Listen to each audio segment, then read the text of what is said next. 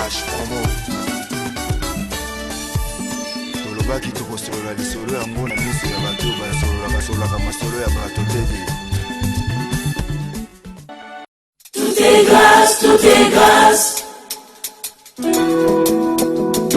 Tout est grâce, tout est grâce.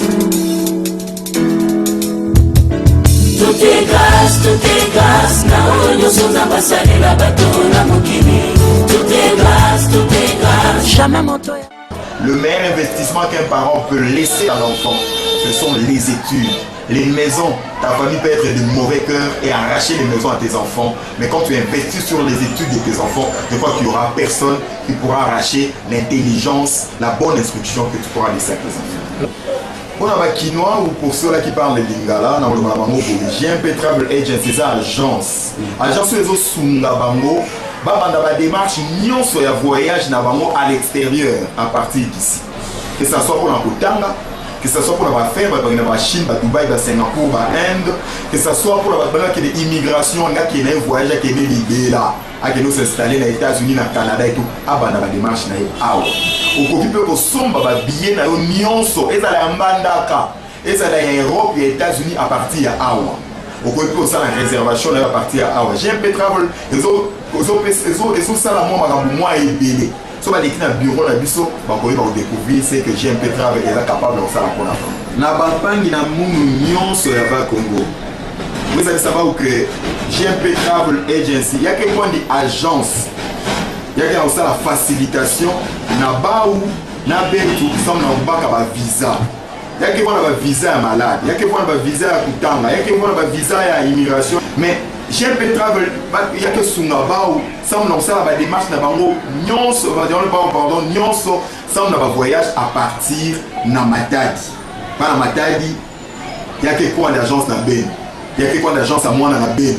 Quand on veut encourager betu pour ça la diata kukuluta mais beke na besoin na benu pour ils en agence ta betu ça on a usaba inki betu lenda sala samu betu na mwanda makoso numéro 1 na entrée d'Orcas juste na immeuble il na kina coin na entrée à d'Orcas na Zulu kuna na deuxième niveau betu ke vana na mwanda makoso entrée d'Orcas quartier ville haute, commis de Matadi, dans la ville de Matadi.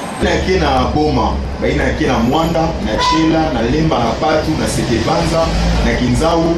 Il y a agence GNP Travel qui est à Matadi. Quand même, il y a Matadi, il y a na avenue Mwanda Makoso, na entrée d'Orcas, na Point Kaka, va na Point, immeuble, il y a Point, na Zulu, na deuxième niveau, mais tout est vana, depuis qu'on finit la belle.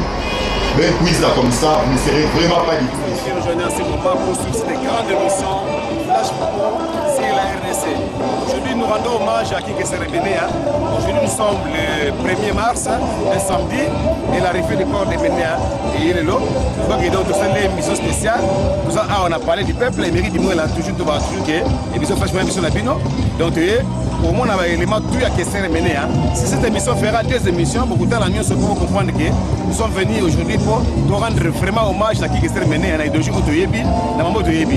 Pour vous témoignage à tout Oyo, Baba Kemiri Dimo à Kester, Baba Kester la Finaye, pour comprendre un peu que nous sommes là où ça n'est pas bien long. Nous sommes arrivés ici hier à 22h, au Kenya aéroport de Kester, de Kester de Romini Awa.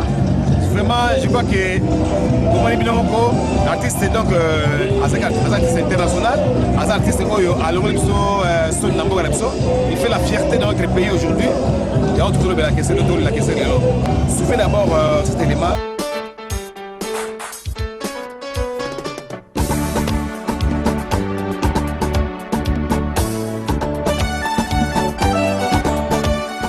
Reconnaître faute nanga nazongi panayo bolingo nanga ya kala tubandaki nga nayo na mpasi satana kosinga nalandi mwasi wana ayekokutanga na mbongo nanga asakani na mbongo nanga koyokelanga mawa te kokosakosanga po denema na ndaki kedia miss na émission kedia lobi non Kester te baki kaka na badikando na bangonda mais na forme te maintenant on rappeler histoire bato bayebi Victoria na viva la musique ils ont qui guerre à sap banda to banda musique noso. Là on était encore petit, tu as internat mais tu vas qui sap. Tu vois qui ma classe biso. Tu qui ma classe na boye, lui na tongo to na chiki bozola la pongi pour ani bo taki so concert à FIFA na victoire inter, bien concert à FIFA na mangebi. Ba to ba yebi époque wana, ba yebi na 80 années 78, 80 ba début wana. Biso na masarangai okitakachi aki joueur de rengi okitakachi na 6e humanité 5e ya ki mtetela ngai na Mkongo to aki soki to concert avec Victor Ali to kei polémique wana to na chic yango to akobetaka donc na kanisi masarangai okitakachi et pas azali sur télé émission à comprendre que mérite dimona ba vérité donc Kester azamutu oyo ta ba nga bakosa histoire tango polémique yaki Zaïre Maroc tango na Zaïre Maroc RTNC tangwana ils ont diffusé en haut dans Lubumbashi. Beaucoup là ta kilote, que ça ta cuir complet à cuir vieilli. Na botte ya croco, beaucoup là ta qui la rue ça ya croco. Est-ce que va comparer ça pour na ils ont là qui beaucoup lié moko bien avec na Kester. Tant ba ta viva Victoria. Guerre ça Maria Talipota. Ils ont qui vivre la Victoria na ça pour na mamani. Donc toi tu connais cette histoire. Tant que Victor Ebima qui sera maintenant Jojo Armani, elle m'a bloqué belé. Alors si comme on est histoire et comment il te fait on te dit faut toujours sa histoire les zonga tout dans la vérité parce que la vérité ne libéraka qui que serait mené à te go ignorer été tant on fait utaki mikili tant on fait zonga qui to ba ke dikando Jimmy Weston c'est qui que serait mené alors tango fafa de mon local témoin qui soit balanké fafa de mon local témoin bi moi j'aime que serait mené parce que la musique, il avait son style, ses chansons et sa manière de s'habiller. C'est Fafa Demoka qui l'a dit. Donc pourquoi tout sa histoire?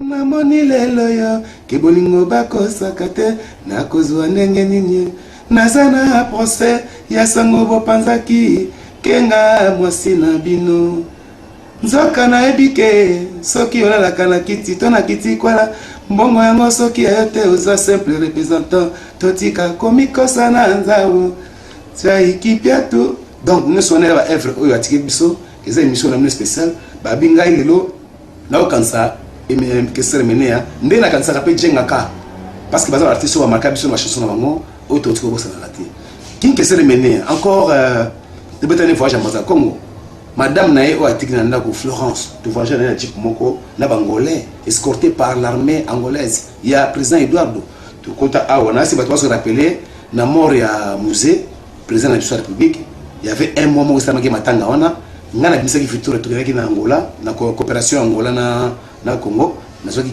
contact na Maza Congo to na Kester to voyage na madame nae Florence na kati Kester pembeni to kenda to ça avec chute na jeep na niveau ya nzela Maza Congo to nzela lufu mais ba tomba ki jeep to konde voyage kuna ba bonheur à danser donc on va bien au tout ça na Kester.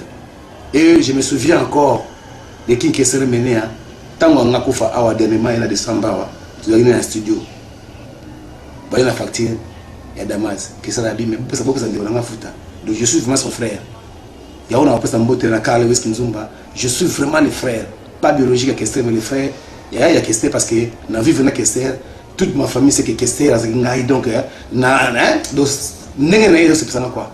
Je ne dis pas parce qu'il est artiste comme tous les artistes, mais lui m'a marqué. La façon dont il vivre, la façon dont il a partout. Vraiment, la garder va souvenir à bien à King Kester Menea.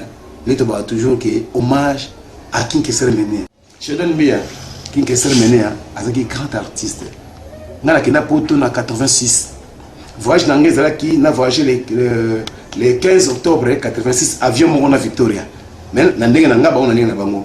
Et c'est pour qu'il y ait les 15 ans à Belaki parce que là il est potes nous a dit ah nous avons dit qu'il faut bah microbe et tout bah nyamato il est vidé na billet trinégine bah ils sont habitués à parler bah on a parlé bah ebi c'est la billet trinégine à jeun donc ça veut dire qu'il n'a quitté malamon na quoi si quoi mère ta moyen bah parce que papa mon anga il est pas quoi voilà mon papa na ye père anga utanga avion na kende tu vas béni mère ye bah parents bah ye bah non et mère quoi bah ça qu'il ne quitté pas na billet trinégine mais n'a quitté.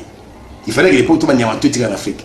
Alors, tant que yo na quoi dans l'hôpital, bah tu as mai, mais là quoi ça n'a pas été émérite. voyager, hein, voyager, nous on va cause on a pas avec que na aucunité va reporter voyage parce que total parce que 15h il faut voyager à 22h. Alors on a raté voyage, Victor Kendaki. Après 2 semaines le 27 octobre 86 ngana maintenant avion na Kipoto. Tala comme na Mikili, concert à Liboso. Victor Zobe tapé concert dans journée comme na Poto na WTC. WTC, bato ba Mikili ba bien pour na plaque c'est concert on a attaqué blanc.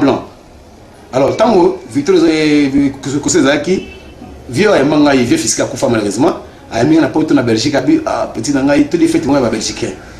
Si on a si on habite et ngaki tika na concert la Victoria bien yo de fête ali bon on nga na ta na concert. Via mon tema tumseke fort na kuna fête même de la Belgique on a aketika na concert na WTC na fête bien na côté concert. Na bilamba na kina na côté concert à Poto. La fin na concert mo pour la bike de la fin bon to ba kesika singa pe sika mena makakini. À la fin na biso na bina bati cha chi yako ti cha chi. Sotola bina na l'équipe à Poto sur bina de pour te kini. Ba monte la sikongai. Et pas Israël na kutala masa ngashi le Congo na Poto. Na iba na Suisse na Belgique. Na kutala masa belé wana. Alors moni na muto akena ki fête à Belgique. Tama ki sango na fête na ki Victor de danser via Mbango à côté la concert. Vraiment souvenir gadala ke ya Victoria ngwana parce que na banda be Poto na Victoria Leison. Donc concert liboso na WTC na 86 na Victoria. Yaki na octobre fin octobre 86. Basala nzinzi wana na misu nga. Ngai na madame na nga mundele. Tango wana na Poto. Toujours bien Nzinzi. Elle me demandait, mais Mary, c'est que chanter un Congolais qui a chanté Nzinzi. Azo Kamo, Azo le Kelaï. Nanzemboyo, Babetaki, mamé, mwana mama, oh, tondon, mamé, mwana mama, oh, tondon, oh, venez danser. Oh maman, c'est chat nouveau. Donc, on m'a dit, c'est bon. On a joué mobile là. Azana Victoria, ben où ça là, Nzinzi. Ben où ça où bon mon on est bien là. Oh, je vais checker Amelo. Amelo sans pitié, t'as le long na zangio. Au fossé na compagnie, na resté sans bolingo. Na tunia safro, zong sera na tayano. Na zui angote, na komine kole lao. Soki na weba talisanga na nganga teo baininga baine meridi mwela o donc on nzembo nzima juli mbela ba l'album basali album mo sili que c'est une histoire abimina de Victoria akutena ba jeune moko boye ba ko ta musique ba funk donc ba Greg Watson famille Greg Watson ba faire mo ba musique à funk dès que ça que ndeko ça nzinzina bango donc ba zuye ba continuer et Kester azoki idée nzinzona na nzembo I love bato ba yebi I love ba comprendre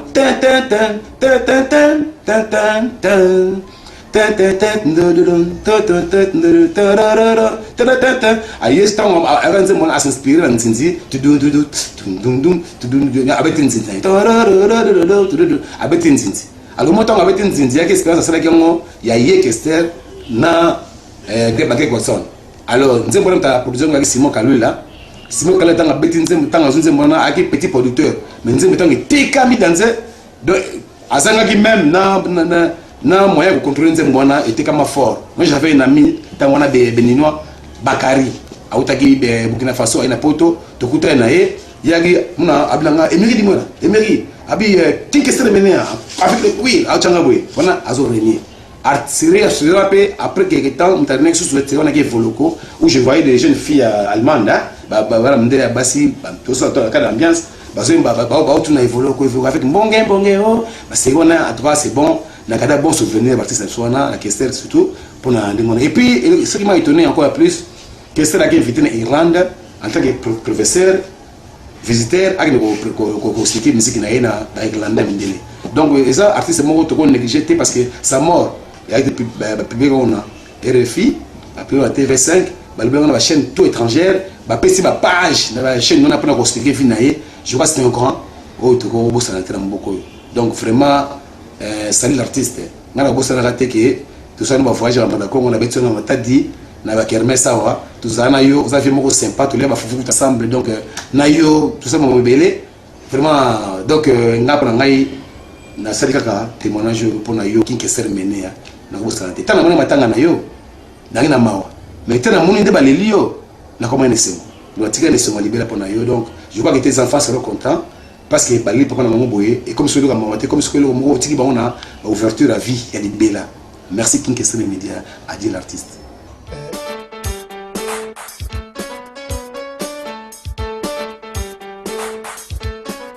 Nako banda tout d'abord se présenter comme on a eu monsieur Nes Mabungu na zamwana ya matete na botama kuna na kola donc vie na presque ezaki pendant la matete wana mais mbala ya liboso ngana mona emene na vie na mona toujours na quartier Mutoto numéro 57C biso to fandi na 58B grand frère na ye ene na bango avant ko futela na matete wana ayaka na bango tout ba emenea ba joli mubiala ba to ebele na famille na bango ben na kotanga pena ba kombote ponga pinga etaki joli mubiala to no gene pe ba bien si a trop moi si ya joli mubiala za ifima on fana na malandi comme on ezaka Paulin alors ngai nde siko tongo bango ba koti na matete na quartier Mutoto ndenge ne komona emenea pour la toute première fois na vie na en face boye na 1978 bazongi na poto ba ye siko yo viva la musique ba ye na ki emenea ko ya aye na quartier en tout cas taki mo mbali moko vraiment très important alingaki tout le monde place on ande siko yo combo griffe sap ba nini ba yi ko sala mo vraiment tapage ndenge mo na ki tilelo ba to bazoko lobela ba sap mais eloko oyo bande ko chama kolobela mingi atena soulier moko bando benga ngo Jimmy Weston ya triple semaine azola ka mokoma tant bakene ba papa we mona selo li solo ndo betela biso ke bafana ka bango tuna banyara ka banani batandaka ba soulier belé babaki papa bakende ko pona papa maponaki yetanga ke ko pona azui Jimmy Weston nyarkos apesi kombo ya kuamambu. Mais avant de commencer à mamou, tu vas nous benir et va la mal la cause. Parce que maintenant on doit vivre chaque étape. On doit avoir combo, chaque étape va combo. Peut-être on sait que tout victoire tout d'abord, tout le monde a dit que l'époque où on a bien combat Jésus-Christ. On doit benir Jésus. Donc vie na ezala kinde wana. Chaque époque avant nous avoir combo. Tant on peut ce combo ya kwa mamou tapage ya forme na ki de kolobela kutu te.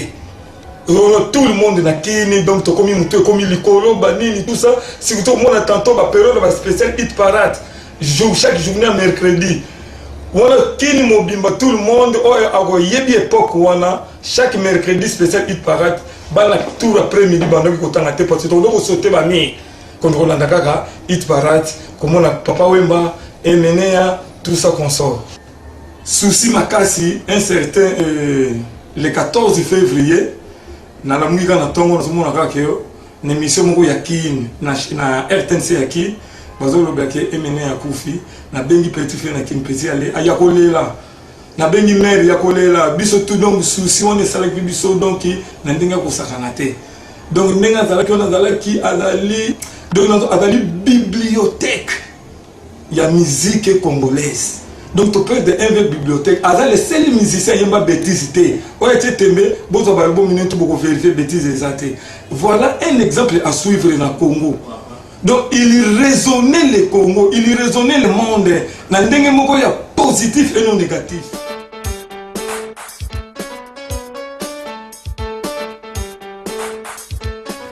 Afimiko, mwana ya roi, oh mwana ya sa majesté. Oh, Afimiko, Zaloma Yele, Nalavi Alléluia. Voilà quoi. On est à moi au Kanissa, moi vie quoi. Qu'est-ce que c'est mené des kings. Véo yo, les deux ceux qui bisopent moi, moi quoi ça moi au boudé mingi. Tu raisonner moi et moi mingi. À dévier, tu raisonner moi mingi. Moi. Mambo ça là danger parce que bah Véo on a inspiré bisopé les bébés un succès de Valais.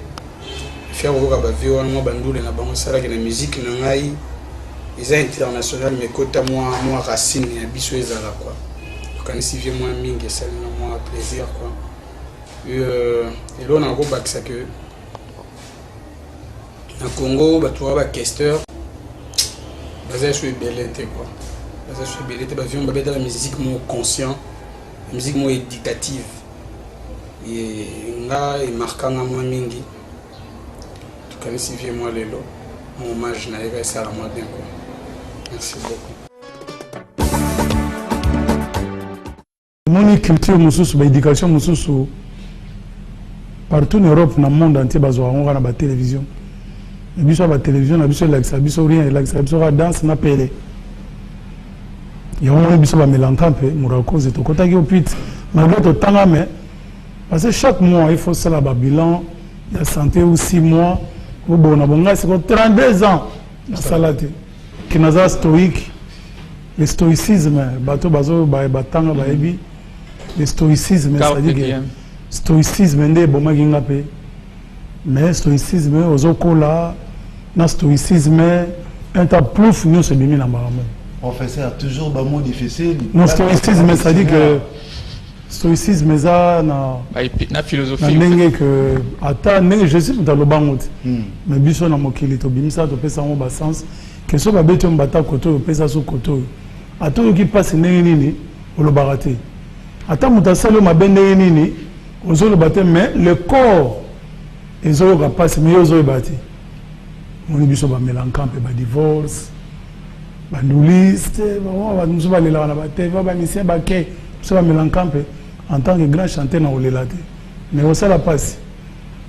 Au milieu maman ça, so ki ndenge nino sauver ba on a gatia ya Tchétchénie, maman ça ba komi côté il faut ba koma. Poudre d'escampette. Ah bah le roi tout dans aux cola le stoïcisme quoi donc bazo beta bozo ka passe aux les lati mais bozo ka passe nous autres souffrir alors mon stoïcisme wana ya moi mais mainga no pit donc mon ventre donc comme gaillard donc vando donc on est malade alors bino na ba télévision il fallait boyer sa biso ba maintenant na kembo no pit ba comme moi ba mais comment international que vous êtes monsieur, donc ça qui bon, l'éducation est du fils de Balobaga. 6 mois, ça c'est cellule psychologique quoi. Cellule psychologique donc psychologue, docteur, il y 10, 7. Expliquer que mon ami est campé, est-ce que au côté préparé? Dans la vanne, pendant la mélancampe, pendant la route d'ailleurs. Boleur babimi, na megina odaye, na saina bona odaye. Na monso na daye boye trop humain. Qu'est-ce ya boye? Na moni boye donc dia oya manga te pa mona net soki nde mawa. Na moni boye croisement les bras net parti bon. Na mo boule maintenant mystique. Position au faire. Nabi boba ba okundanga awa bien na kati ya bakini. Bona bendi film mais na kini na odie na avion na kenda na place à bien. Est-ce qu'on a okende na ça? Obi ya une photo ndima bonga déjà na ndima ye.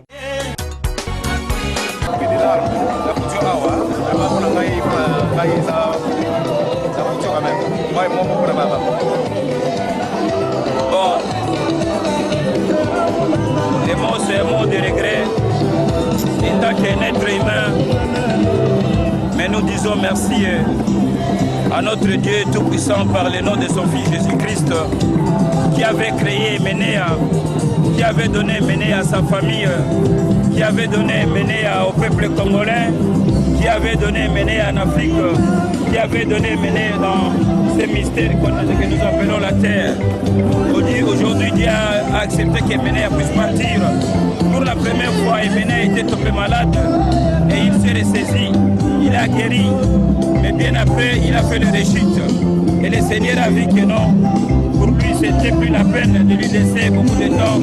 Il a pris son âme et nous disons paix à son âme. Merci.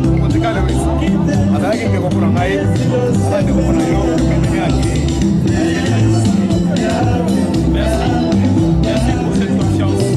Alors.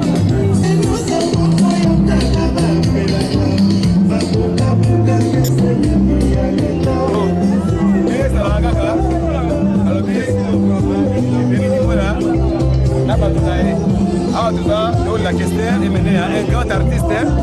asala mamebele na matadi oyo elingaki mpe na matadi azalaki na matadi pro na bakoko alors je crois que mema na chaise 7 ça va la chaise 7 alors sana monote parole ça a pour la question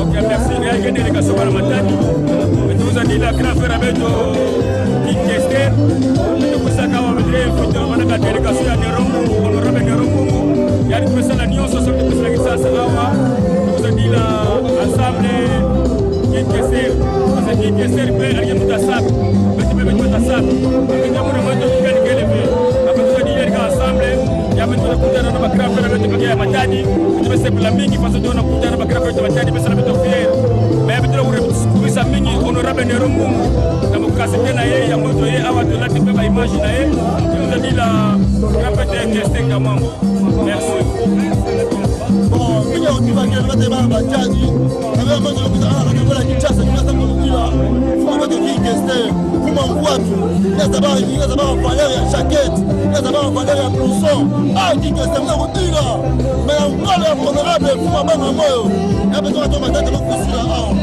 donc ça tout monde ya honorable de kuma banga moyo ya kutira mimi bado ba matata sana qui question ya kutira papa menyonga mingi vraiment touche donc avant tout là on remercie Modéron Timba va permettre de qu'il déjà qualité que ça lema que mérite qu'on a ça et puis on va mourir alors tout va merci pour votre parole et dans la matière mais ça va mis ça on peut la foyer on aura le bout de tout on va être on a mis dans le 9 jusqu'à mourir mais ça va pas la foyer mais on a qui casser mais qui passe même on doit faire il a ça pour Weston tu vois ça que vous dites là à part il y a qu'est-ce qu'il faut pas wemba on va battre la proximité on va proximité mola uyela sama ni baba mama play pass play banatata tumbi mama tuna banatata ona kafu banatata tuna mata pro nerambumu sima bana mayo ilele eloko eza awa abaloba mingi eza te toye awa tomoni eloko te bato bazobeta baforme bademole naza Jean-Marc Fantour naza na marque François Chico avec collègue Sole naza na donc eloko abaloba eza te awa nakina moni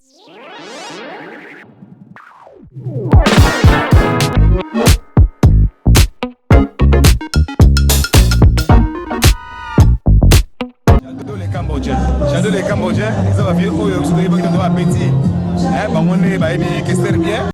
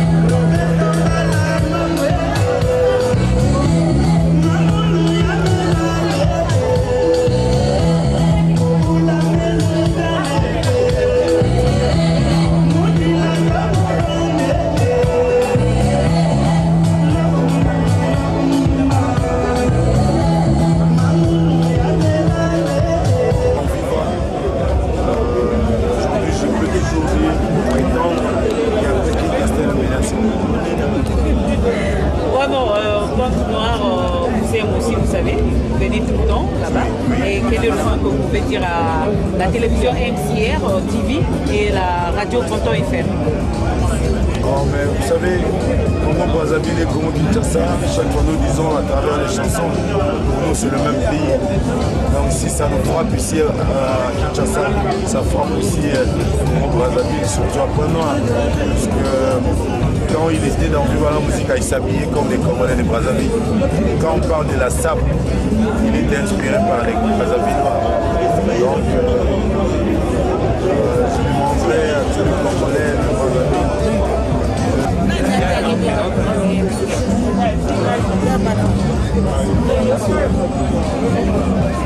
Allô? Oui. Oui.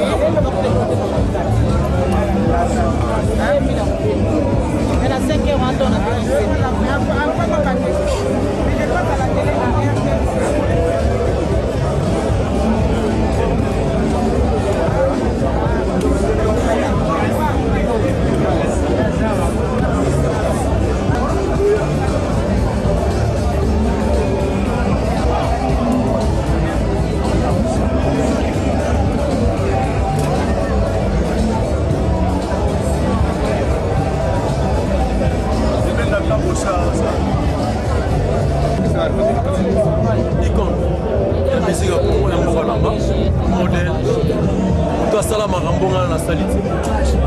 Monument il y a grave et en plus tout ça même école Viking azamuto oyo azana école la fiesta donc on a qu'à bosser dans l'école la fiesta il est de perdre konzi fiesta yo na kenda biso yo na atika biso na mois de janvier il y a la biso na mois de février Viking modèle Viking asala école lelo il a fait côté la musique à fond on va la musique à programmation grâce à Viva il faut pas se ignorer on s'appelle donc pour nanga c'est modèle on t'a dit ba œuvre on t'a ebenzela lelo ba des émistes et belé bana mbogo ataba onyorango c'est grâce à Viva la liwa.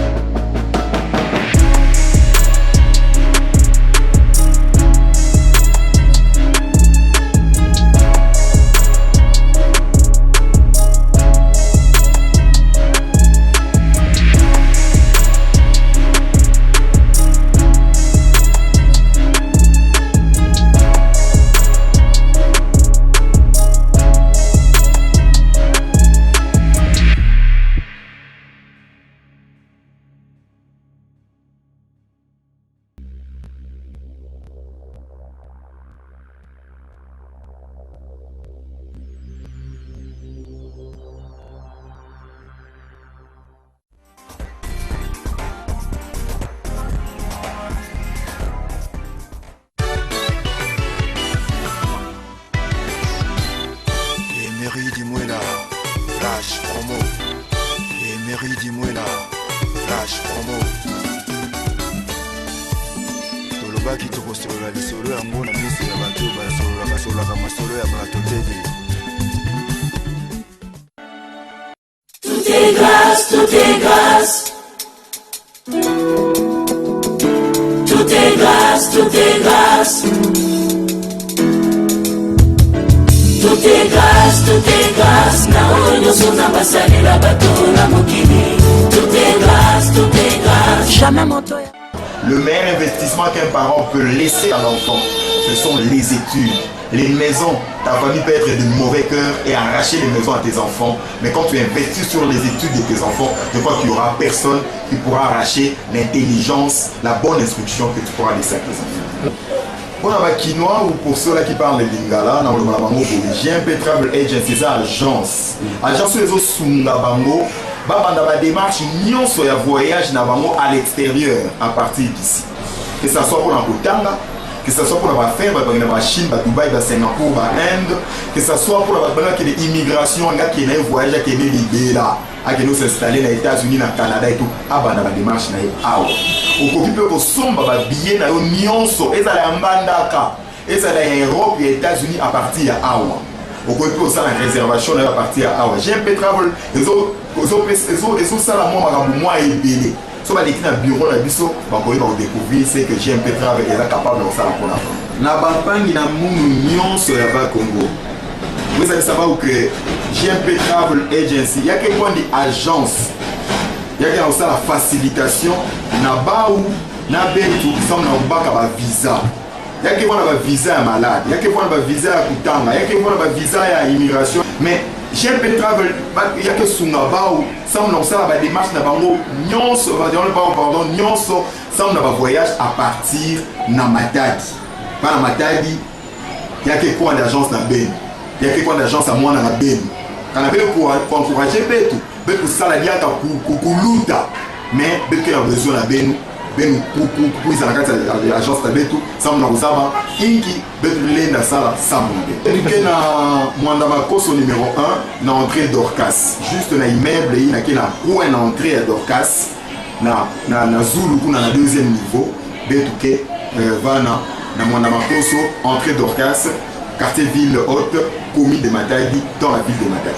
Il y a Boma, il y a Mwanda, na Chela, na Lemba, na Patu, na Sekebanza, na Kinzaou. Il y a agence GMP Travel qui est na Matadi. Quand même quiz na Matadi, bien nous na avenue Mwanda Makoso, na entrée d'Orcas, na point Kaka, va na point immeuble il na point na Zulu kuna na deuxième niveau, betu ke vana, betu on finit la belle. Mais quiz là comme ça, vous ne serez vraiment pas du tout déçus. Aujourd'hui, à ce moment pour suivre cette grande émission Flash Promo sur la RDC. Aujourd'hui, nous rendons hommage à King Serebénéa. Aujourd'hui, nous sommes le 1er mars, un samedi, et l'arrivée du corps de Bénéa et Yelelo. Donc, c'est une émission spéciale. On a parlé du peuple, et Mairie Dimoué, toujours émission Flash Promo, émission Labino. Donc, pour moi, on a un élément tout à Serebénéa. Si cette émission fera 2 émissions, beaucoup de temps, pour comprendre que nous sommes venus aujourd'hui pour rendre vraiment hommage à qui est mené à Idoji Otoyebi, à Maman Otoyebi. Pour vous témoignage à tout Oyo, Baba Kemiri Dimo à Kester, nous avons question la fin pour comprendre un peu que nous sommes là, nous sommes arrivés ici hier à 22h au aéroport de Kester, nous avons question de Awa.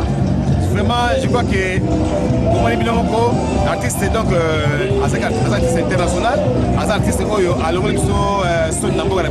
il fait la fierté de notre pays aujourd'hui. Et on trouve la question de la question de l'eau. Soufflez d'abord cet élément que nous.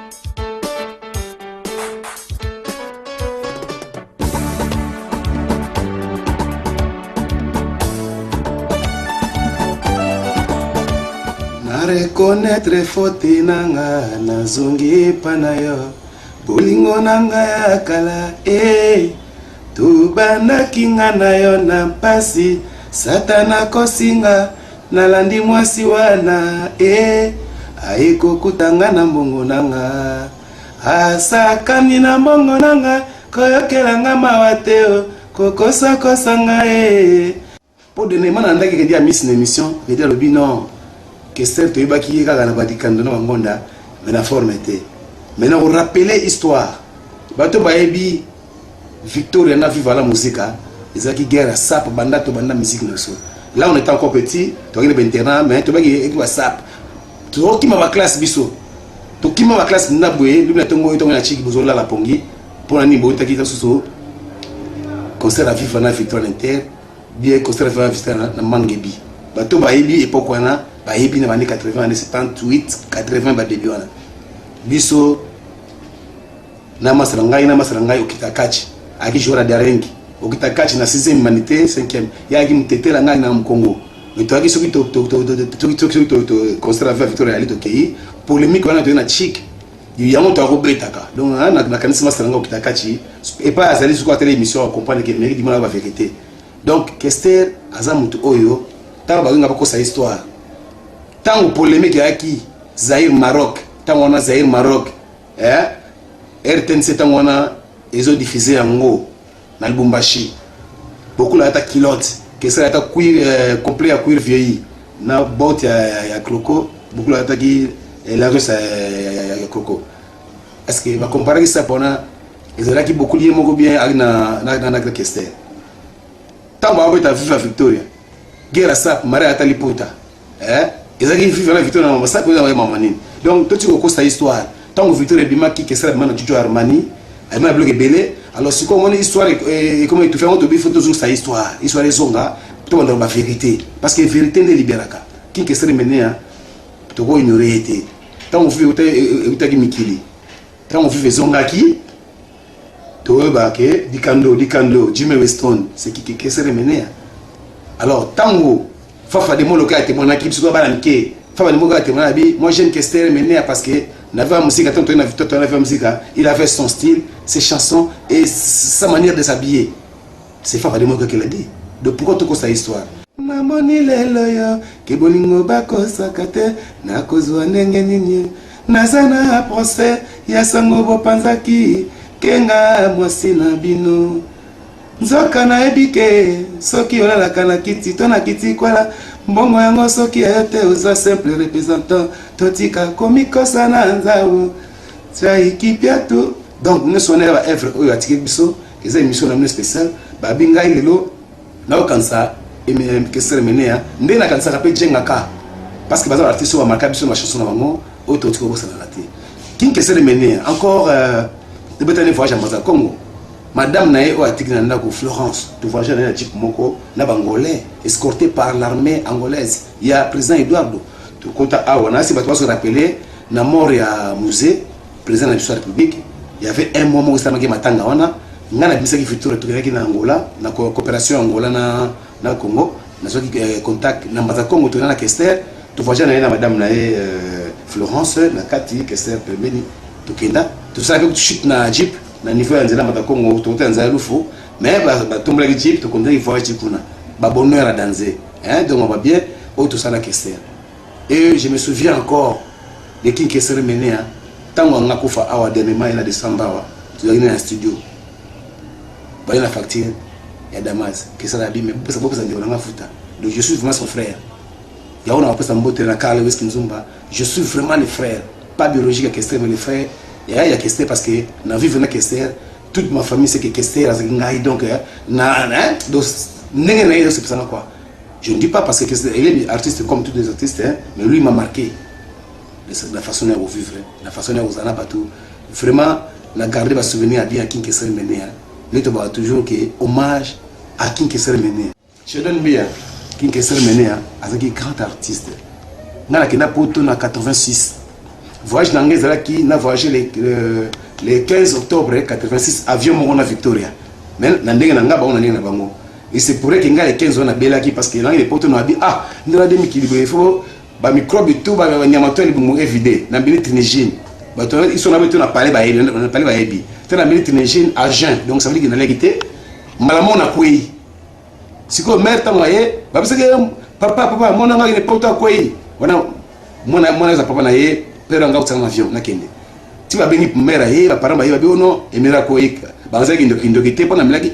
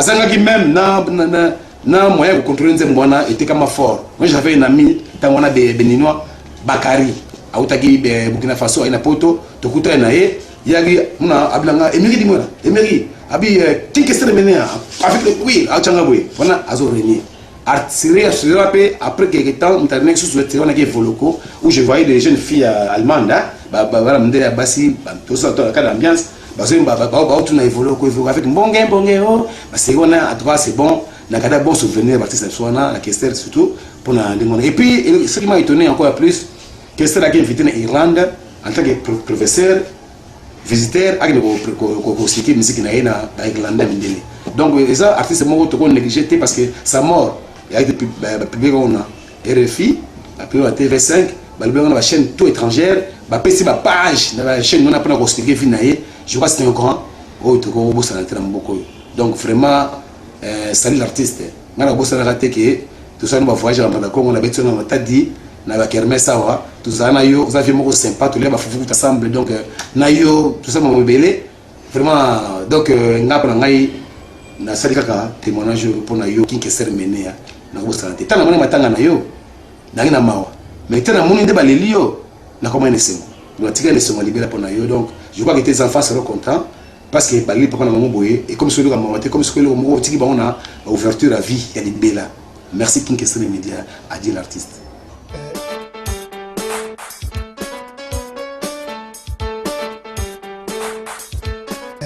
Nako banda tout d'abord se présenter comme on a eu monsieur Nes Mabungu na zamwana ya matete na botama kuna na kola donc vie na presque ezaki pendant la matete wana mais mbala ya liboso ngana mona emene na vie na mona itujise na quartier Mutoto numéro 57C biso to fandi na 58B grand frère naye ene na bango abanda ko futela na matete wana ayaka na bango tout ba emenea ba joli mubiala ba to ebele na famille na bango ben na kotanga pena ba kombote ponga pinga etaki joli mubiala to no kene pe ambiance ya trop moi si ya joli mubiala za ifima on fana na malandi kombo nezaka Paulin alors ngai nde sikoto bango ba koti na matete na quartier Mutoto ndenge ne komona emene pour la toute première fois na vie na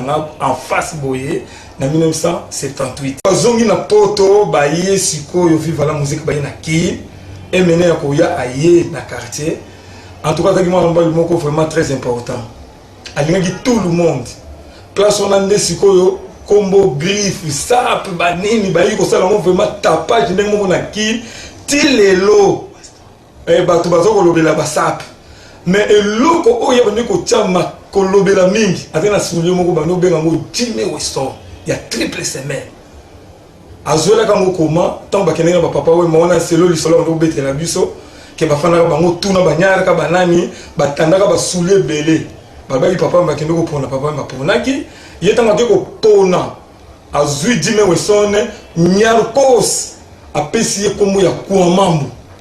Mais avant de commencer à mambo, tout le monde va la mal la cause.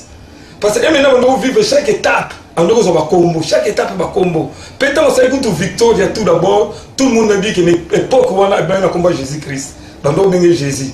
Donc vie na yezala kinde wana. Chaque époque avant de faire combo. Tant on peut ce combo ya kwa mambo tapage ya forme na ki de kolobela kutu te. Tout le monde na kini donc to komi muto komi likolo banini tout ça surtout moi na tantôt ba période ba spécial hit parade chaque journée mercredi wana kini mobimba tout le monde o yebi époque wana chaque mercredi spécial hit parade bana tout après-midi bando ko tanga te parce que to ko sauter ba mi comme on a kaka hit parade comme on a papa wemba emenea tout ça consort souci makasi un certain le 14 février na la mwika na tongo na somona kaka yo na émission moko ya kin na RTNC ya kin bazolo bake emene ya kufi na bengi petit frère na kin petit aller aya kolela na bengi mère ya kolela biso tout donc souci on est salaki biso donc na ndinga ko sakana te donc ndinga zalaki on azalaki azali donc azali bibliothèque ya musique congolaise Donc tu peux de une bibliothèque. Azal les seuls musiciens qui ont bêtise. Ouais, tu t'aimes, bon, tu vas vérifier bêtises et voilà un exemple à suivre dans le Congo. Donc il raisonnait le Congo, il raisonnait le monde. Dans le monde, il y a positif et non négatif.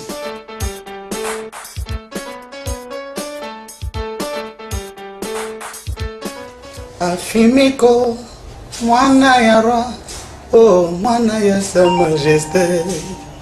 Oh Afimiko, zaloma yele, na la vie alléluia. Voilà quoi. On est à moi au kanisa moi vie quoi. Que cérémonie de king. Veo yo, le dosso qui bisope moi ko sa moi ko bude mingi. To raisonner moi mingi. Adieu to raisonner moi mingi. Moi mambo ça là danger parce que ba veo na inspiré bisope les bébé un succès de Valais. Fier ko ba veo na bandule na bango ça là que la musique na ngai ils sont internationaux mais côté moi racine et biso ezala quoi quand si vieux moi mingi c'est moi plaisir quoi et là on a gros bac ça que na Congo ba toi ba questeur basé sur belleté quoi basé sur belleté ba vieux on ba la musique moins conscient la musique moins éducative et nga et marquant moi mingi quand si vieux moi lelo mon hommage na eva ça la moi bien quoi. Merci beaucoup. Mon culture, mon éducation, mon partout en Europe, dans le monde entier, on a la télévision. Il y a la télévision, il y a la rien, il y a la danse, il y a la il y a la mélancolie, il y a la cause, il y a la parce que chaque mois, il faut faire un bilan, il y a la santé ou 6 mois, c'est 32 ans, la salade. Qui n'a stoïque, le stoïcisme, bateau bazo batanga baebi, le stoïcisme, c'est-à-dire stoïcisme ndé boma gingape, mais stoïcisme ozokola, na stoïcisme un tas plus nous se bimi na maramo. Professeur, toujours ba mot difficile. Non stoïcisme, c'est-à-dire que stoïcisme ça na philosophie. Na ndenge que ata ndenge je suis dans le bangot. Mais biso na mokili to bimisa to pesa mo ba sens. Que ce soit un bata koto pesa so koto ato qui passe nini au le baraté ata mutasalo mabende nini ozo le baraté mais le corps ezo ka passe mais ozo bati mon biso ba mélancampe ba divorce ba nduliste ba muso ba lela na ba teva ba misien ba ke so ba mélancampe en tant que grand chanteur na olelate mais au ça la passe au mini maman ça so ki ndenge nino sauver ba on ngata il y a Tchétchénie, ça va comme côté, il faut pas comment poudre de scampette. Ah bah on a tout dans aux cola, le stoïcisme quoi. Donc, bazo bétail, bazo rapace aux les latis. Mais bazo rapace, nous autres souffrir. Alors mon stoïcisme, on a y a un mais on a pit. Donc mon ventre donc comme gaillard donc on vando. Donc on est malade. Alors, bilan dans la télévision, il fallait voir ça biso maintenant na kemba no pit ba kamwe ba mais comment international que vous êtes monsieur ba biloko tout ça là on to ya découvrir en siko. Donc ça qui bon bilan l'éducation du fils ndenge ba lo baga. Ti 6 mois ba ça les cellules psychologiques quoi. Cellules psychologiques donc ba psychologue na ba docteur ba ye ba gi soki 10 soki 7 ba expliquer que mon amai nengo za wana ozo camper est-ce que au côté préparé na la vani bana nga mélancampe bana na do dai boler ba bimi na megina odai na sai na bona odai bo na mo so na dai bo e trop yuma sai position si ya bo na moni bo donc dia o ya manga te pa mona net soki nde mawa amoni bo croisement les bras net parti bon na mo boule bana mystique position ko fela na mi bo ba okundanga awa bien na kati ya bakini bon na bendi film mais na kini na odie na avion na kenda na place à bien mais ce qu'on a okende na ba collé obi ya une photo ndima bonga déjà na ndima ye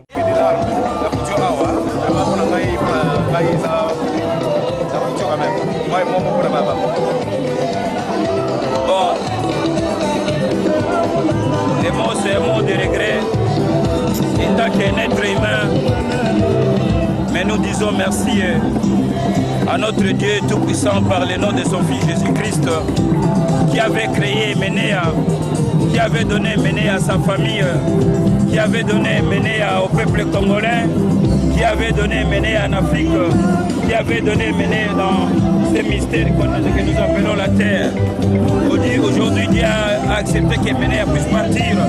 Pour la première fois, Ménéa était tombé malade et il s'est ressaisi. Il a guéri, mais bien après, il a fait le rechute. Et le Seigneur a vu que non, pour lui, c'était plus la peine de lui laisser beaucoup de temps. Il a pris son âme et nous disons paix à son âme. Merci.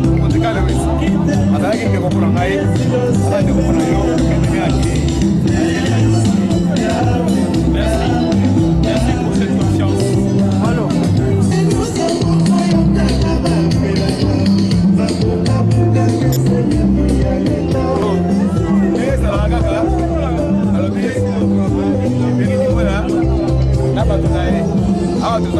La Kester est un grand artiste. Parce que je suis matadi. Oh, il y a une matadi, il y a une matadi pro, là-bas Congo. Alors je crois que même la Kester, ça, la Kester.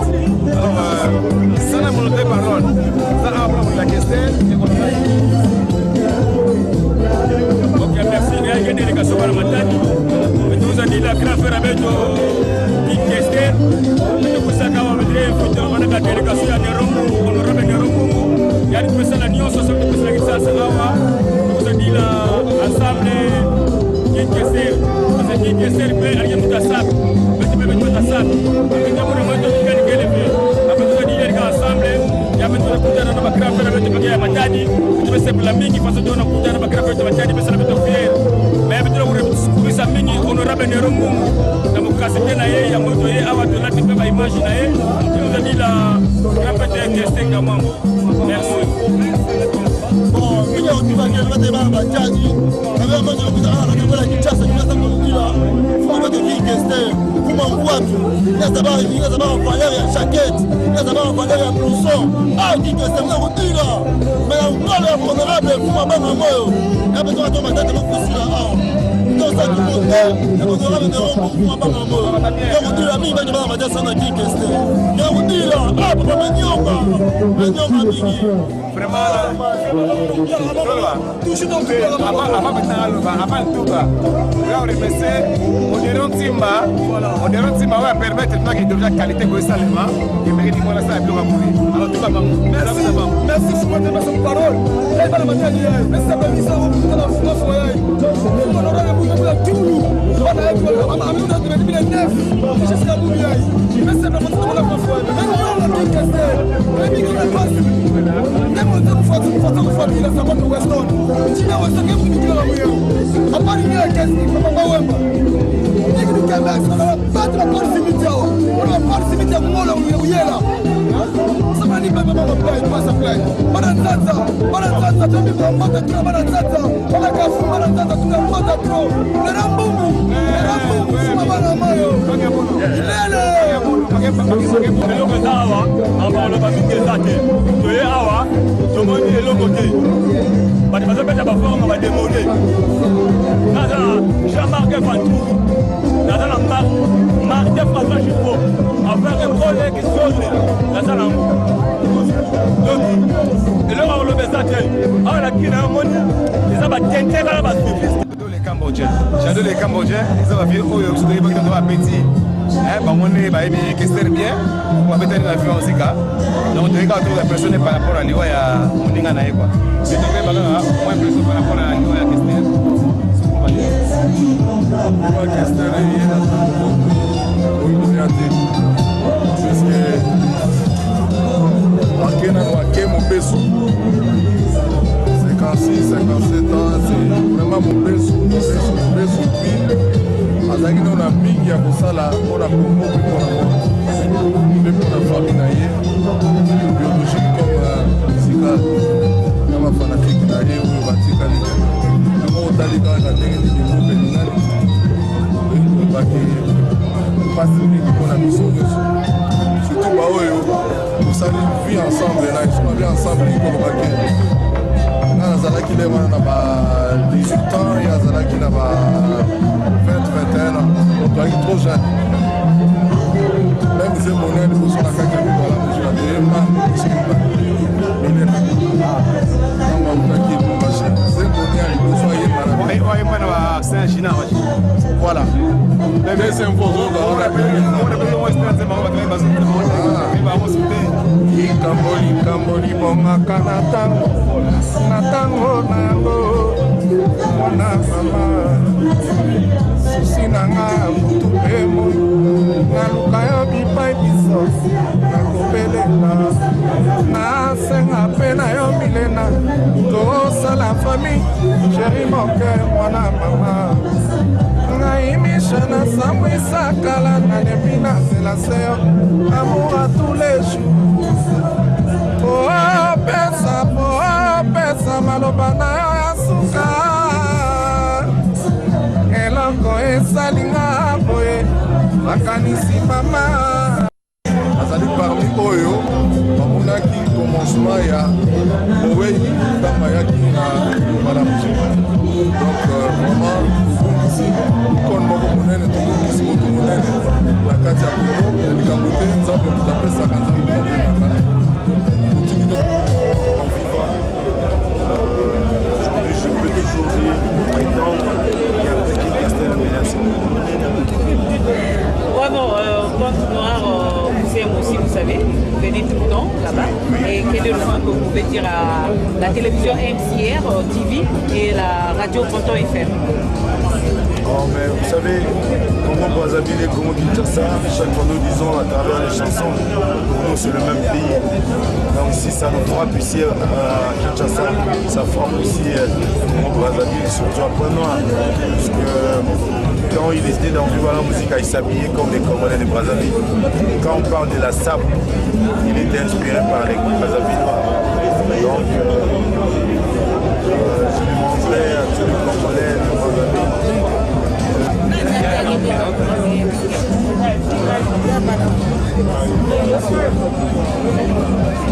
Allô?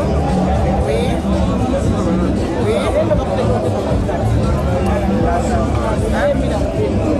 Elle a 5 heures en temps.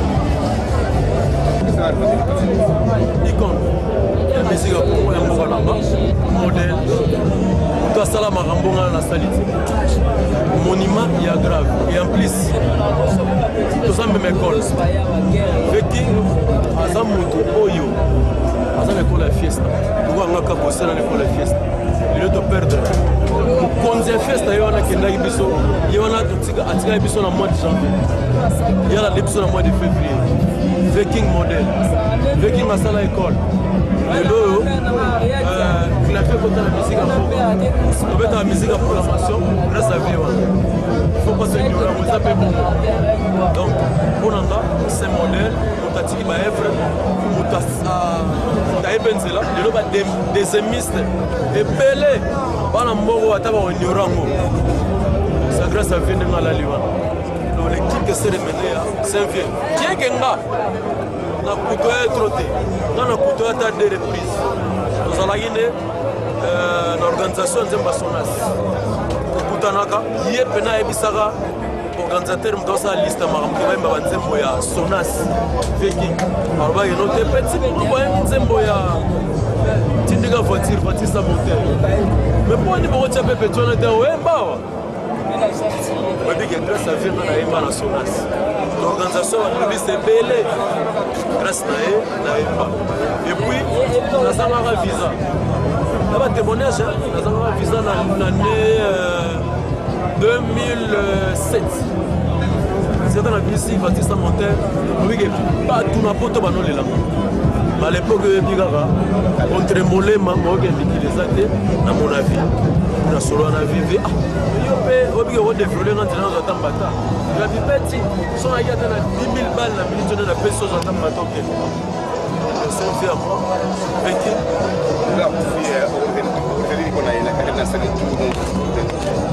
Mais viens dans un bistrot, président mairie du Moula.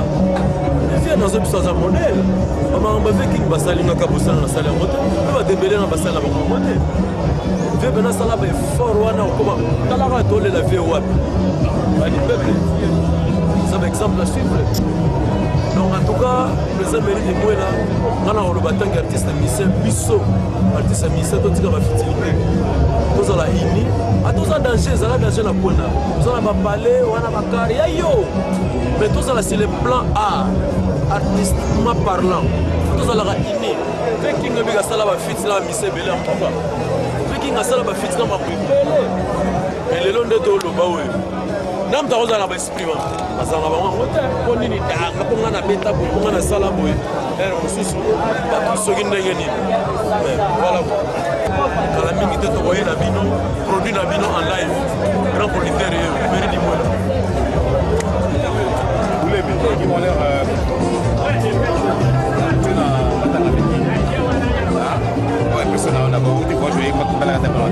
Bon, nakati normalement tourné na zaina na Uganda, na utobeta na kolezi na Saint-Valentin. Faina beta pa pituluka ya na Uganda mais na Kampala. Nakati on parce que na gouvernement na ngaza suste ya na yaki. Ba même na rendre ba dernier hommage na ye tous à l'ensemble. Tibo getike na dernier de merde parce que seul le long ngaza liboso na bineza grâce na ye. Mais comment on a beaucoup maté na minoko ya batuluka tozali wana to préparer loka bien tozanga na sampa yo awa na Eric Masudi azel to préparer loka bien to sali après na soki le tourner na ngai pour tamola pa ta côté na boma to ya to beta matani to. Merci à toi. Merci.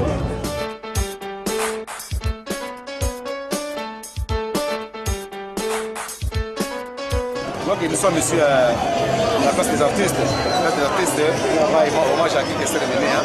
Donc, on va comment on va mataki na mwanza hapa na kisasa sana partout. Va hapo la bino kwa sababu élément huyo, on a élément ya Kester Emenea. Nous rendons à notre manière hommage à qui Kester Emenea. Je vois que tu vas tomber pour Konzali awa. Donc le couture awa, on va rendre hommage à qui Kester Emenea. C'est un monument na mission ya musique vraiment à Congo. Alors moi message pour aller au Comme autorité, d'abord, c'est le colonel Makembo, nous avons commandant du district à Funa, la ville de Kinshasa, et dans le cadre de la commune à Kala Mozali, nous avons pratiquement siège à monument de la Simananga pour l'artiste. Le message d'abord, il y a compassion dans la communauté congolaise en général, et en particulier la communauté musicale et la famille à Victor et Eleson. On a disparition à Kester et Menea. Minota Bouti Nava Congo, dans l'ambiance beaucoup, dans l'émotion beaucoup. Vous n'êtes pas la seule délégation, il y a la province de Ndoupé Bayaki. Vous avez vu la délégation de Poto, Banane, c'est pour dire que vraiment nous avons perdu un géant, un baoba, un connaisseur de la musique. Et que le message de l'Ika qui est pour l'embater, ils ont déçu en Zambie, après ça a à Zouaka. C'est celui qui a promouvoir, les jeunes monsieur a remplacé par Trouana. Jusque-là, Trouana nous reconnaît. Merci. Et là, par rapport à la mort de Kike Seremené, nous voulons quand même avoir un mot par rapport à la mort de Kike Seremené. C'est le quoi passe. Kike Seremené, nous allons aller à Belaki. Pour ça, c'est des gars Abika. C'est une bonne pour ça, Baninga, pour ça, Bamdeko. Kike c'est un gars qui est moi, ma copine, ça moi, il souvient, je vois que pas n'est pas il passe un exemple pour un exemple. Comment va-t-il en on a tout ça le coup d'ailleurs pour ça. Parce que ça la rente mon la ici à beaucoup à l'eau. Je vais le peuple tourner l'eau. Ça quoi ben pour rendre hommage dans mon sala. Sala où salimi ya bala. On a dit là mais tu vas sepela qui bazali, tu vas seka qui bazali. Tu vas pina qui bazali. Quoi ça c'est même pas là bien voilà. Donc ça c'est pour gagner l'eau. On a vu les boucani. La province pesa kokosala parce que baza korendre hommage na mosala kitoko oyo Kester Emenea wa mambo wa zamani lecteur de Jésus ya mokolo